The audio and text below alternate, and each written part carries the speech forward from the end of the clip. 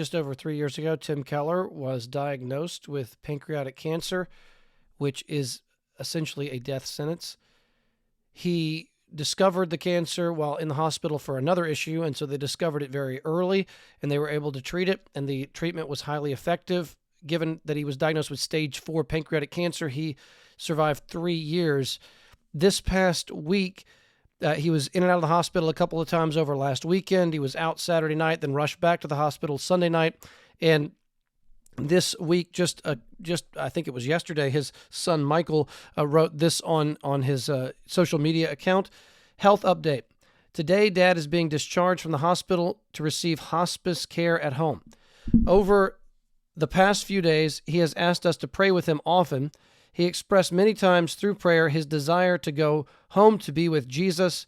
His family is very sad because we all wanted more time, but we know he has very little at this point.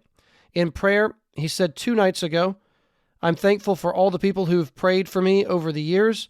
I'm thankful for my family that loves me. I'm thankful for the time God has given me, but I'm ready to see Jesus. I can't wait to see Jesus. Send me home. I'll read that last part again. He said this I think it was 3 days ago.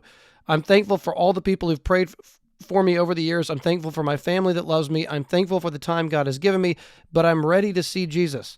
I can't wait to see Jesus. Send me home.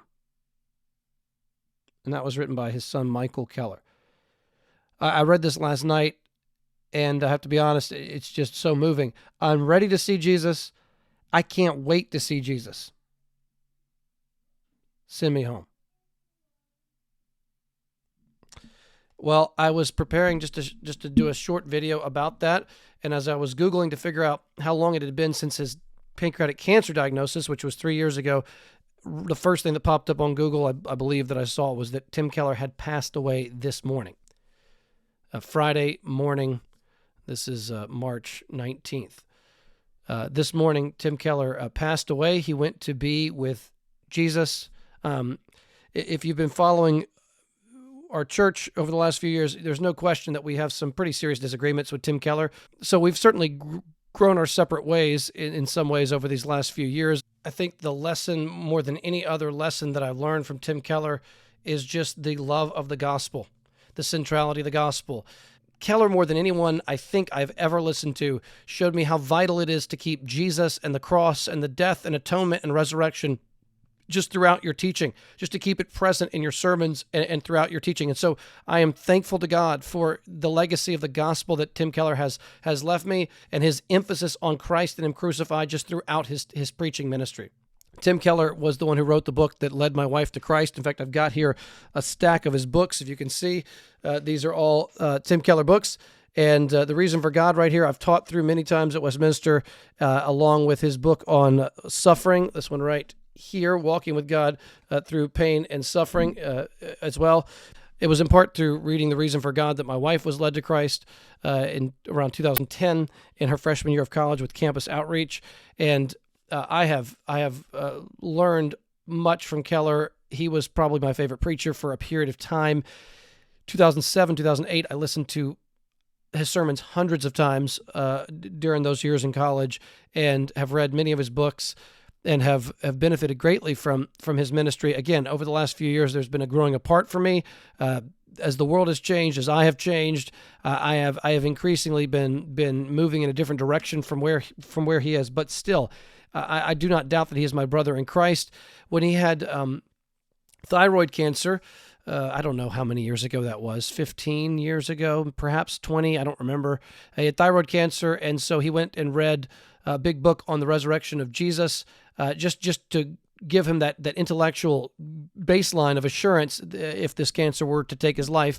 And then when he was diagnosed with pancreatic cancer, he went back and reread a huge book on the resurrection of Jesus, again, just to stabilize him in his own belief in Christ. And despite some of the differences that we have, I am still indebted to the man greatly. My wife is deeply indebted to the man, and he did an interview with Kevin DeYoung about a year ago.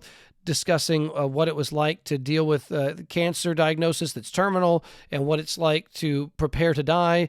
And he and his wife, Kathy, how they've been walking through that with daily devotions. And he said he's been forced to cling to the Lord and truly commune with the Lord on a daily basis, on a virtually daily basis. Otherwise, you just can't survive emotionally what you're going through and what you're enduring. And so he was quoting about John Calvin's book on the Christian life and things along that nature a year or so ago.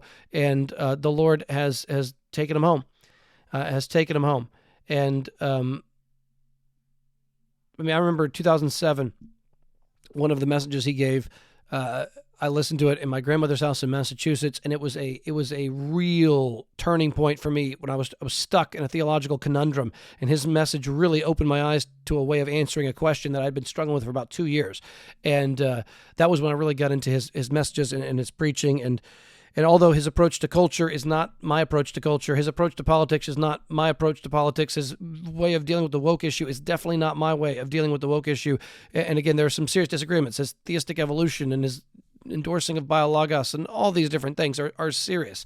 But I don't doubt that he was my brother in Christ, and I still owe a great debt to the Lord for his ministry and the way it benefited me personally. And I'm thankful to the Lord for his ability to die faithfully. And I'm just going to read this one last comment here.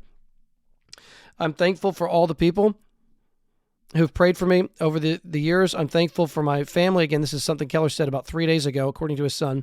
I'm thankful for my family that loves me. I'm thankful for the time God has given me, but I'm ready to see Jesus. I can't wait to see Jesus. Send me home.